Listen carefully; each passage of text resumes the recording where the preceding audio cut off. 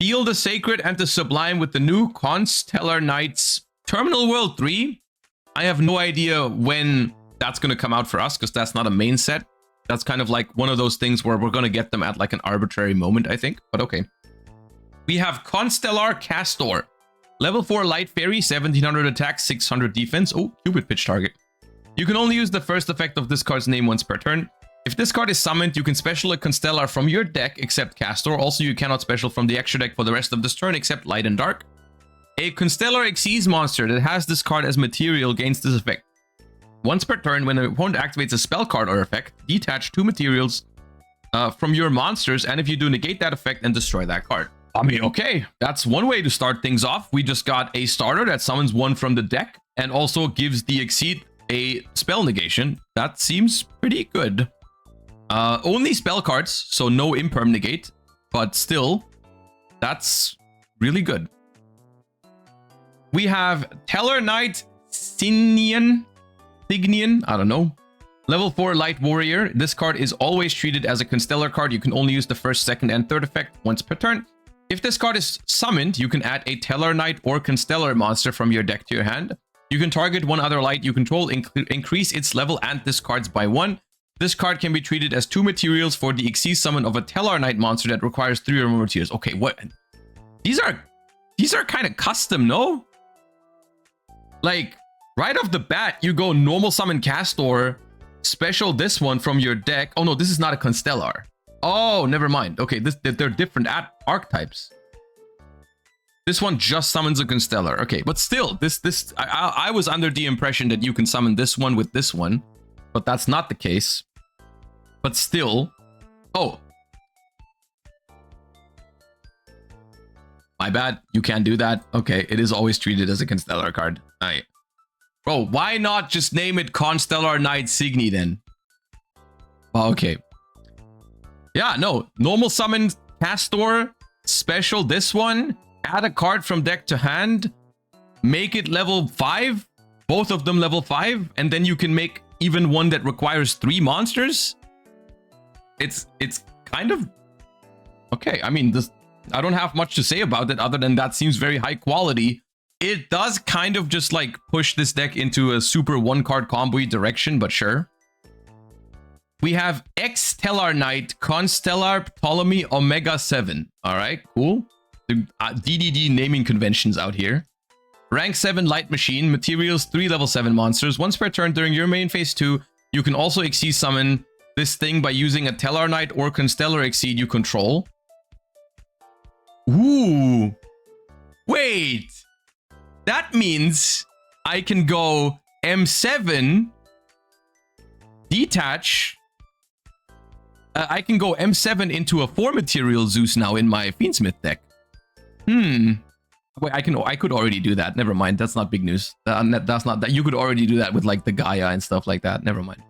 Well, you have 7 or more Tellar Knight monsters with different names in your grave. Or banishment. This card gains 2700. Also, it's unaffected by activated card effects. Once per turn, quick effect, detach any number of materials from this card, then target that many monsters your opponent controls, shuffle them into the deck. Okay, but that's a significant upgrade to like an M7 or whatever, right? Like that's pretty good. Quick effect, detach, shuffle monsters into the deck. That's powerful. It is only, you can only do this in main phase 2, so it's going to be like not relevant in like the main combos for the deck, but that's still a decent option to have. And like I said earlier, that might even end up being a solid option even for other rank 6 decks where you just make M7, go battle phase, attack, and then you can make this, use its effect, and then still have like a Zeus with 2 materials, but you've already like gotten rid of a monster. Pretty good. Tellar Knight Sacred Delta Teros, rank 4 Light Warrior, 3+ level 4 monsters. Your opponent cannot target rank 5 or higher Tellar Knight and Constellar Xyz you control with card effects. Once per turn, you can detach a material from this card, add a Tellar Knight or Constellar monster from your deck to your hand. Then, immediately after this effect resolves, normal summon a light monster. If this card is sent to grave, except from field, special a Tellar Knight or Constellar from hand or banishment. Except from the field, okay. Okay. So what I'm seeing here is normal summon Castor, special summon Signian, search with Signian. This can be treated as 2 materials, so these 2 together can make this thing. And then you detach a material to add another card and you get another normal summon, right? And then you rank up from it, and then when it's detached, you get this effect. I mean, look, this is just 4 cards. But this is basically, I feel like, how you make high-quality legacy support with very little to work with. Like, literally, unironically, I think all 4 of these are pretty custom cards. I think these are pretty high quality. I mean, all 4 of these cards, mainly the 2 main deck ones and the last one, all of these are cards that most other decks are fiending for. Like this is like this is the type of card that every deck wants, you know? Like just normal summon special one from deck has a bonus effect as well, and then this thing is also kind of crazy. Yeah. Once again, we are at this point in the new card reaction where I tell you guys that these cards are really good, but whether that's enough to make Tellar Knight meta remains to be seen. But I will say Tellar Knight has some very strong combo options, right? Like Tellar Knight has turn skips.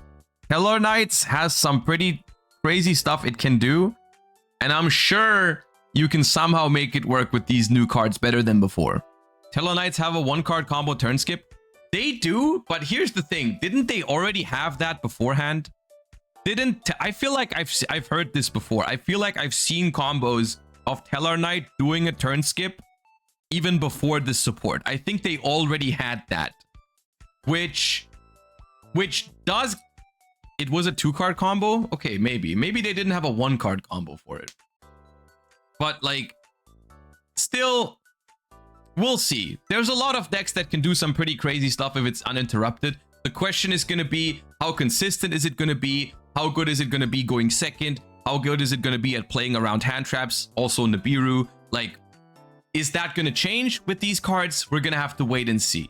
They seem pretty good in terms of consistency, you know, like especially like these 2 seem like pretty good consistency pieces.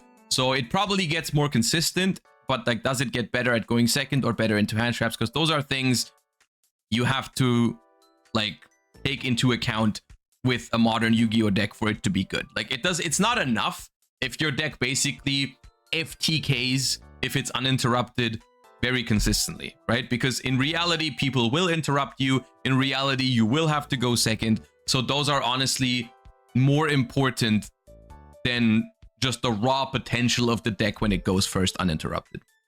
So we'll see.